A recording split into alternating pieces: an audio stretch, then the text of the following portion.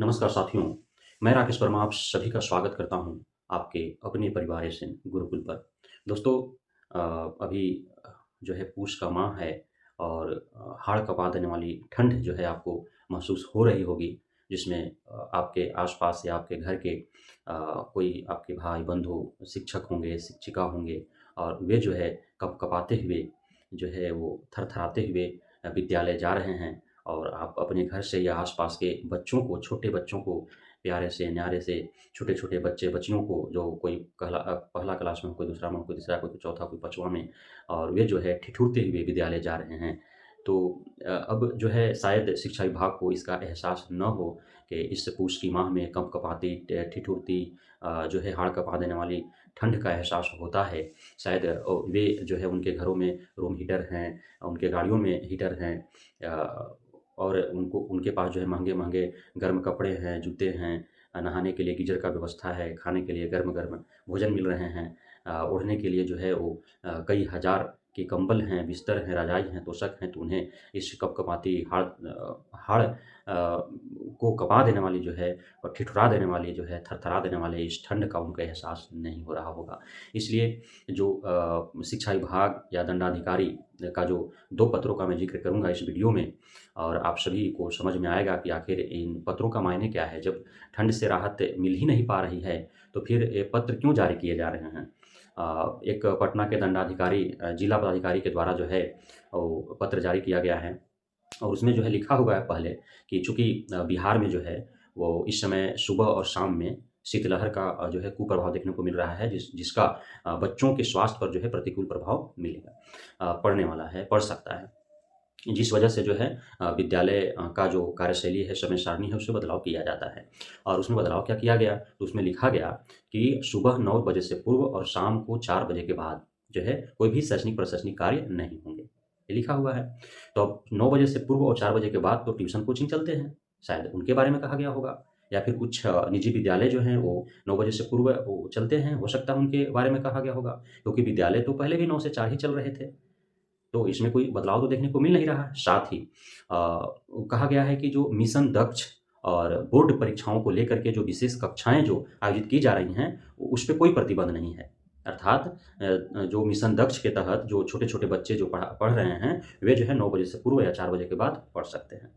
और जो board examination की तैयारी कर रहे हैं 9th और 10th और 12th के बच्चे, उनके लिए जो विशेष कक्षाओं का आयोजन किया जा रहा है, वो आयोजन हो सकता है। तो फिर अब आप ही समझे कि पटना के जो जिला पदाधिकारी के द्वारा, दंडाधिकारी के द्वारा जो इस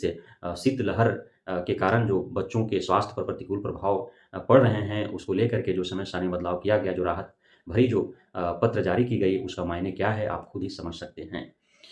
एक और लेटर जो है वो जमुई ज़िले का है और उसी प्रकार के अन्य कई ज़िलों ने जारी किया है और बहुत सारे ज़िलों में आज अभी भी जो है वो 9 से 5 बच्चों को रखा जा रहा है। शायद हो सकता है कि वहाँ पे ठंड का एहसास जो है जिलाधिकारी, जिला शिक्षा पदाधिकारी या अन्य अधिकारियों को नहीं चला हो, इसलिए वे जो है उस प्रकार के कोई लेटर जारी नहीं किए हैं।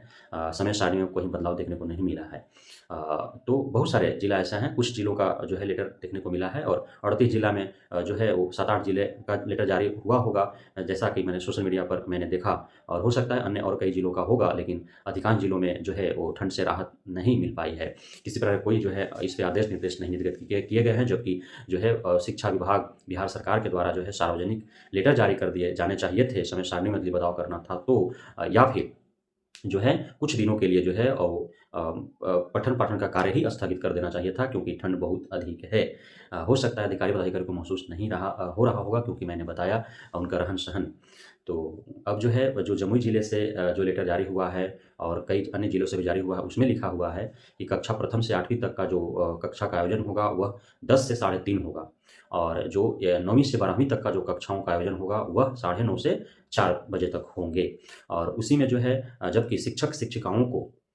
9 से 5 उनको विद्यालय में रहना है, बच्चे रहे अथवा न रहें। अब क्या वे कार्य करेंगे पहले जा कर के और बाद में आकर के उन 2 घंटा वो क्या करेंगे, वो तो खैर शिक्षा विभाग ही समझ पाएगी कि उन्हें क्यों रोका जा रहा है। क्योंकि समस्याएँ ठंड है तो ठंड सबको लगेंगे, मानव ही हैं सभी और आने-जाने जो है में वो सभी को परेशानियाँ हैं, तो सभी को राहत देनी चाहिए, चाहे वो छात्र-छात्राएँ हों, शिक्षिकाएँ हों। लेकिन इस पर जो है वो विचार नहीं किया गया और ये जो है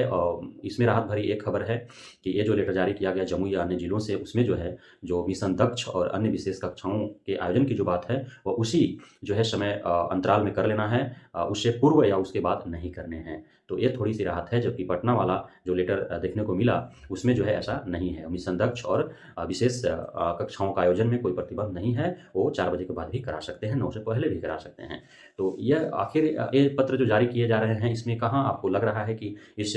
हाड़ कँपा देने वाली, कँपकँपाती, ठिठुरा देने वाली जो है, ठंड में जो ये जो पूष की माह में जो हाड़ तक घुस मांस को भेदते हुए हाड़ तक जो ये ठंड पहुँच जाती है, इससे कोई राहत मिलने वाला है इन पत्रों से? हमें तो नहीं लगता है कि कोई राहत भरी खबर है ये, खुश होने की आवश्यकता है, क्योंकि अभी जो है जिस प्रकार की ठंड है और इस ठंड का जो प्रतिकूल प्रभाव यहाँ तक पड़ रहे हैं कि काफ़ी कई शिक्षकों का जो है वो बाइक से आने-जाने के क्रम में उनके साथ आकस्मिक घटनाएँ घटी हैं। कई जो हमारे महिला शिक्षिकाएँ हैं, उन्हें आने-जाने में समस्या उत्पन्न हो रही है, भले ही वह उसे प्रदर्शित नहीं कर पा रहे हों, क्योंकि शिक्षा विभाग के एससीएसटी के पाठक ने इतनी पाबंदी लगा दी है। कई छात्रों को स्कूल के दौरान ही जो है मौत की खबरें आ रही हैं और बेहोशी का आलम ऐसा है कि सैकड़ों की तादाद में रोज़ाना जो है बिहार के कोने-कोने के विद्यालयों से ये खबरें आ रही हैं। तो ये सब प्रतिकूल प्रभाव पड़ रहे हैं, लेकिन अब इसमें जो है शिक्षा विभाग का कोई जो है विशेष सकारात्मक पहल देखने को नहीं मिल रहा है। तो ये महत्वपूर्ण जो है वो बातें थी जो आपको बताने थी, और आप सभी जो भी सुन रहे हैं मुझे, यदि आपको लगता है कि इस वीडियो में कही गई बातें सत्य और सही है और यह जो मुद्दा है वह जो है वो उचित है,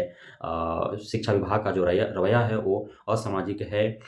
शिक्षक-शिक्षिकाओं, छात्र-छात्राओं के हित में नहीं है, तो आप चुप न बैठें, क्योंकि कुछ भी होता है तो उसका नुकसान हमें और आपको ही सहना है। पदाधिकारियों और नेताओं को उससे कोई फ़र्क नहीं पड़ने वाला है। इसलिए आप चाहे जिस भी माध्यम से या इस वीडियो को ही शेयर कर जो है उन पदाधिकारियों तक पहुँचाएँ, सरकार के आला अधिकारियों तक पहुँचाएँ, सरकार तक पहुँचाएँ, ताकि जो है उनके कान पर जू रेंग सके, उन्हें लगे कि हाँ, धरातल पर परेशानियाँ क्या हैं और इसमें सुधार किया जा सके। बहुत-बहुत धन्यवाद आप सभी साथियों का हमारे साथ जुड़े रहने के लिए, बने रहने के लिए, हमें इतना प्यार देने के लिए, हम पे भरोसा बनाए रखने के लिए। जय हिंद।